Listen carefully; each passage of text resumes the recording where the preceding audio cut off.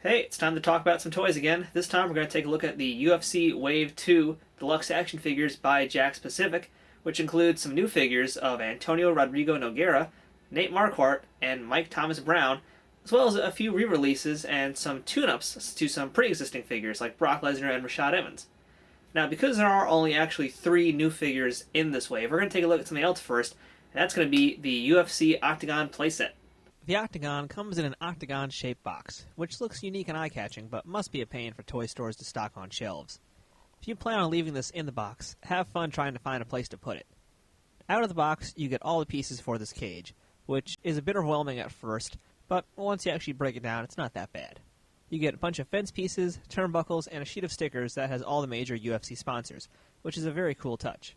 Once you put it together, each side is 6 inches long and a little over 7 inches high. The total diameter is about a foot, so this is a pretty large structure.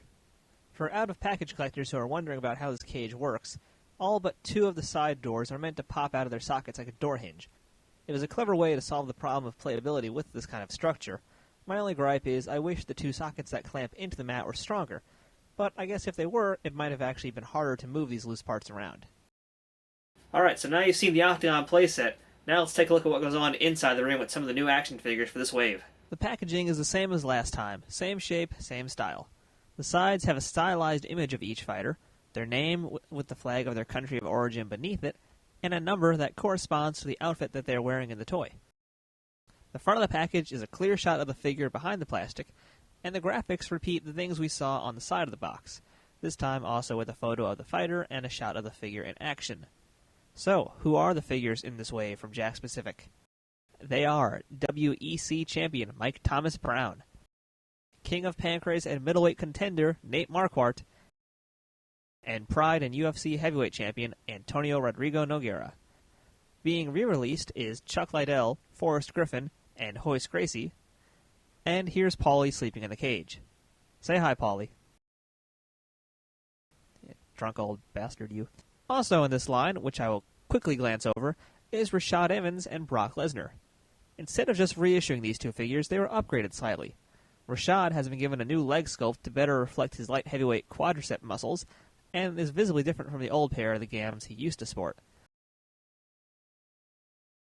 Brock Lesnar, who was one of the first heavyweight figures they made with a big upper body, has now been given new shoulder and chest joints that allow for much more flexibility and separate him and other UFC heavyweight figures from Jakks WWE and upcoming TNA Deluxe Action Figures. I'm not going to talk about Chuck, Forrest, or Hoist since they are exactly the same from their initial releases, so if you want to learn more about them, just check out my older videos.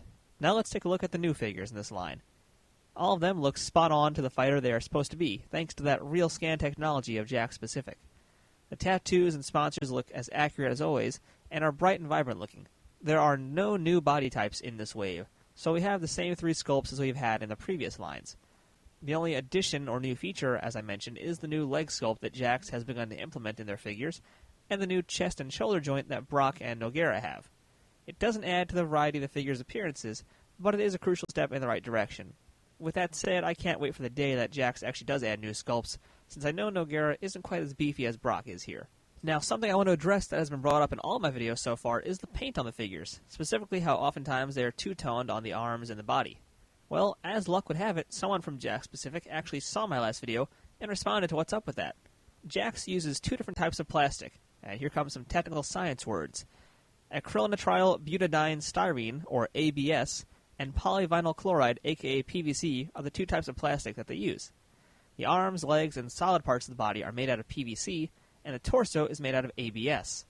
So matching the PVC and ABS can be quite a struggle in mass production, but the deviation between the tones can be minimized, and I have been told that Jakks is working to correct this and that future waves will make it less noticeable, which in fact this wave was. The representative from Jakks also stated that there will be more variety of figure types, especially more lighter weight class bodies, as they get deeper into WEC. In general, the flexibility of the figures have improved massively now that the heavyweights have been given this additional chest joint. The sculpted shorts on the figures are actually one of the biggest hindrances to their movement, but not much we can do about that except for giving them fabric shorts, which would cost too much money to produce and make these figures cost way more to buy. But really, I'm just nitpicking here.